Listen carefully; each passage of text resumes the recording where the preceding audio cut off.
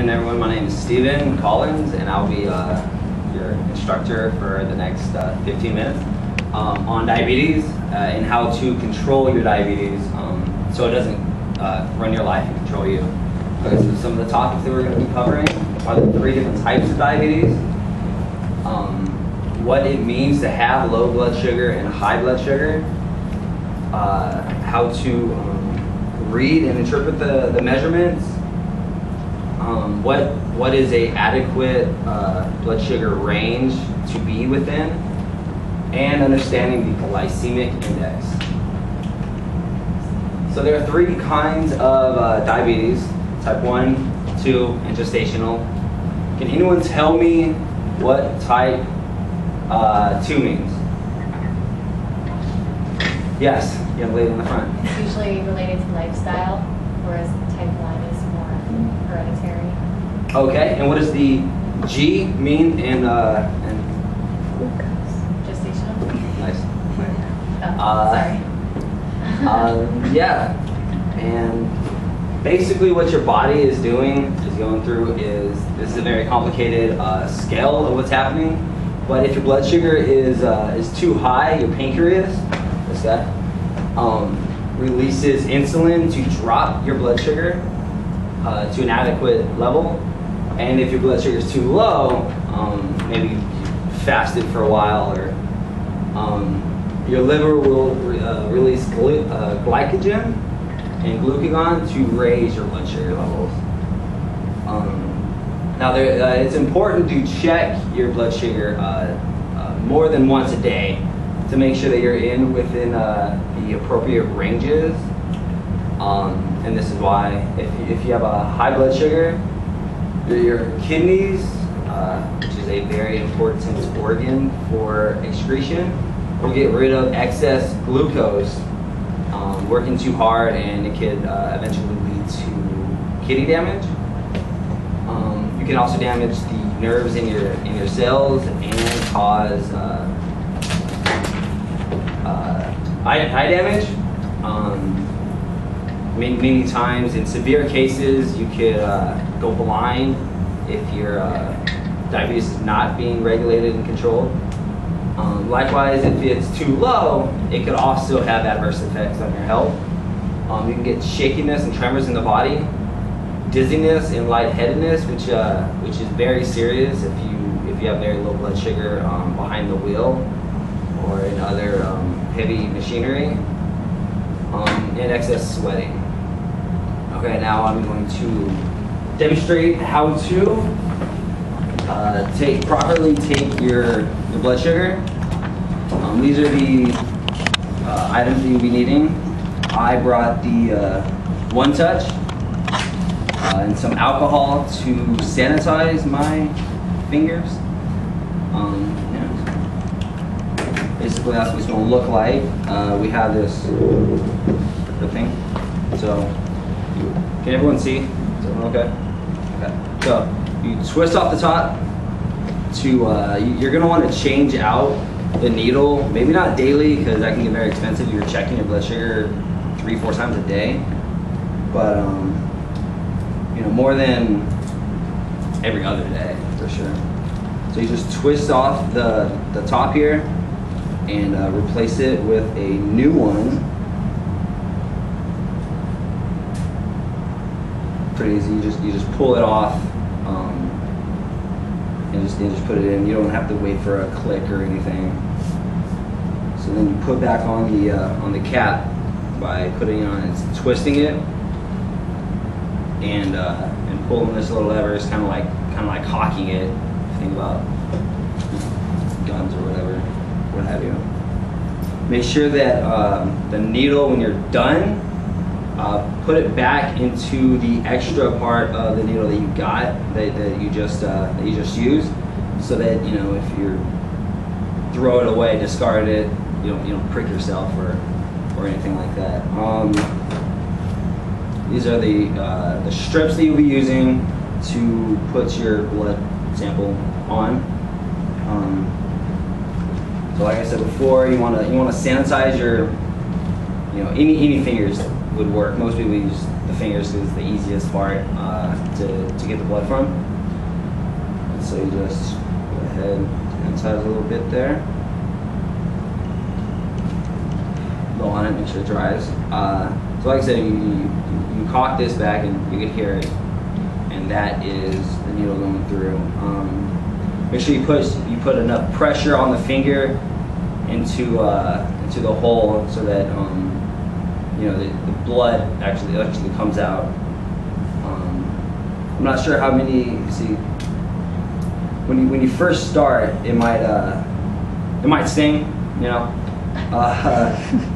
but when you I'm not sure how many of you guys play electrical like guitars or anything, and after a while your fingers will then toughen up and you won't even feel it. It's no big deal. Alright, make sure we get enough blood there. It's gonna be okay, guys.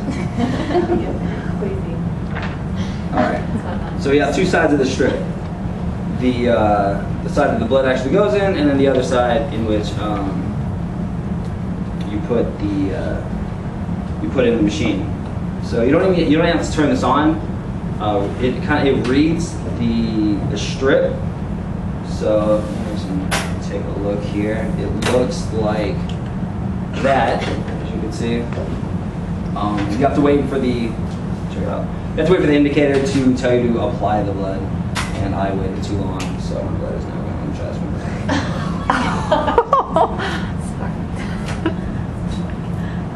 There we go.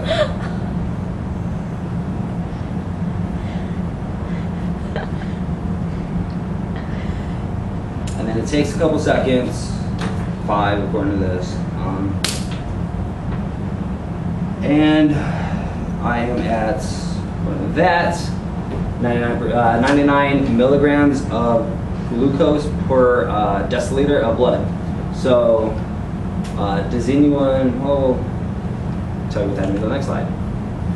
So before a meal, just so you can interpret what these levels mean, before you meal, your blood sugar should be between 70 and 130, and 2 hours after the first bite is considered after a meal, and that should be below 180. And according to my reading, am I good, bad, high, low? What am I? You're good. Well, I'm low?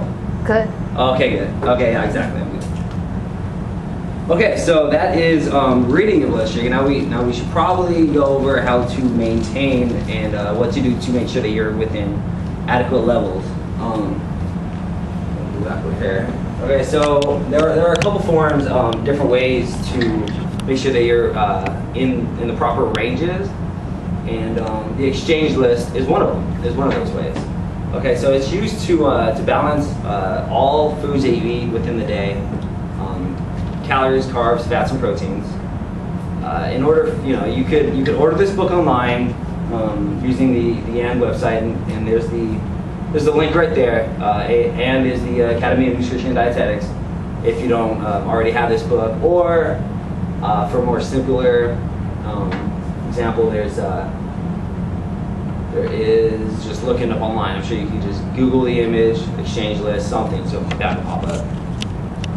And you should always consult your doctor or dietitian to know how many calories a day you should be having before you make your meal plans. So the exchange list uses 6 different groups, categories. There's your starches, your fruit, milk, non-starchy vegetables, meats, and your fats. And of course, I bolded the 3 parts of these groups that really affect your blood sugar levels. Those are the ones that really influence what's going on. And it uses the units, carbohydrates. 1 carb equals 15 grams. Well, 1 unit is 15 grams of carbohydrates, or 60 calories. This is an example of what exchange would look like. Like I said, in the bold you have the starch, fruits, and vegetables, and milks, and those are the ones that only pretty much affect your blood sugar levels. You just read across and you get the caloric content. Now, based on, for an example, just a little in-class activity. For example, if you had a turkey sandwich, which is 2 slices of bread, referred to as 2 starches, 2 ounces of meat, which is considered 1 lean meat, and an apple, which is considered 1 fruit. How many carbohydrates did you have in that one meal? 45 grams. Excuse me? 45 grams. Yes, it'd be 45 grams, which is also three servings of carbohydrates. Get a gold star. Terrific. And now there's another way to count to make sure that you're within your adequate blood sugar levels, and that is carb counting. Again, one of the main influences of your blood sugar. So as you can see, this graph kind of shows the amount of blood sugar and then the peaks in the valleys, and it's pretty consistent throughout. You don't want to be too high, at breakfast, and too low during the rest of the day. So for the big meals, you have 60 grams, or four carbs from here, and then for the snacks, we like you to have two different carbohydrates, so that you maintain that adequate level. And like I say, you should check your blood sugar frequently throughout the day to make sure that you are within those ranges. Now, not all carbs are created equal. Some influence your blood sugar a little bit rapidly than others, and this is why we use the glycemic index. Take your blood glucose from selected foods, which would be over here. You divide it by its reference, which in this case would be pure glucose, like table sugar, or white bread is another way to reference it. You get a ranking, and the higher the level, the more rapidly your blood sugar will go up. And things to remember in regulating your blood sugar: always keep a juice box or an energy bar, something with you in the glove box of your vehicle, or in your purse, or backpack or something, in case your blood sugar drops too low. Or if you have a refrigerator at work, if you have to keep your insulin refrigerated, make sure you always keep an extra shot with you, insulin shot. Okay, I'd like to thank you guys for coming. That'll do it. Do you have any questions?